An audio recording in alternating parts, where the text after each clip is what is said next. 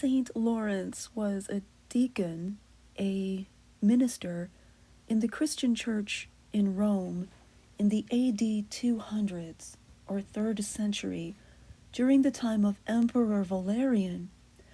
Valerian was one of the emperors who persecuted or punished Christians for their religious identity because they would not sacrifice to the gods or sacrifice to the deified emperors. During Deacon Lawrence's time, the Pope or Bishop of Rome named Pope Sixtus II was executed.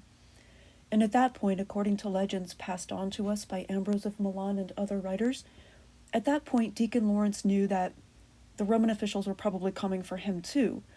So he gave away all of the material wealth that the Church of Rome had, any types of gold or silver that they had in the churches, like chalices or other things used in the Lord's Supper in worship, and anything they had in their treasury. He gave all that away to the poor of the city. And then when the prefect, the local Roman official, came to him and demanded to have the church's wealth, the church's treasure, as legend has it, Deacon Lawrence then went and found all of the poor people, or many of the poor people, marginalized people in the city of Rome, brought those to the prefect and said, "Here is the treasure of the church." So Deacon Lawrence, again, according to a story that Ambrose of Milan tells us, he was executed, tortured and executed by being slowly roasted over hot coals. So in this Renaissance painting by Titian, we see the figure of Lawrence in a very tormented pose, being, I guess, poked or held down by someone with a long barbecue skewer. Guess that guy's supposed to be some sort of soldier.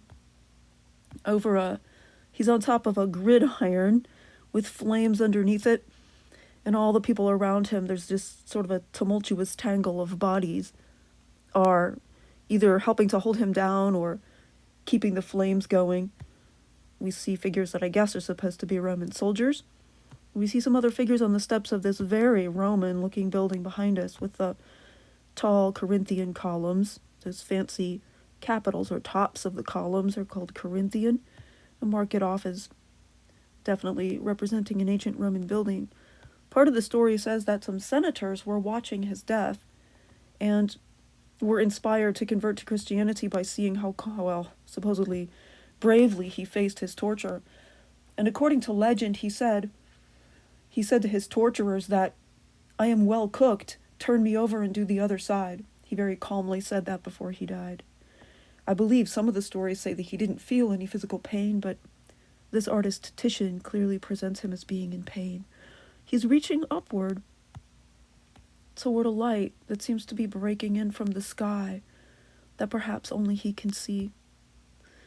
There are other features in the painting that I can't explain, including who this statue is supposed to be of. But overall, the painting presents a very tumultuous and vivid and kind of horrifyingly gruesome depiction of the death of this man.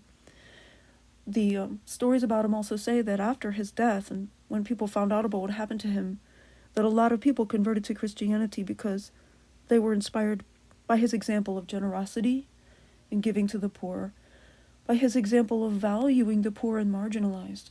Those who are poor are, in the sight of God, the most precious, and also by his bravery to not go back on his faith, but to face death and not deny his faith in Jesus.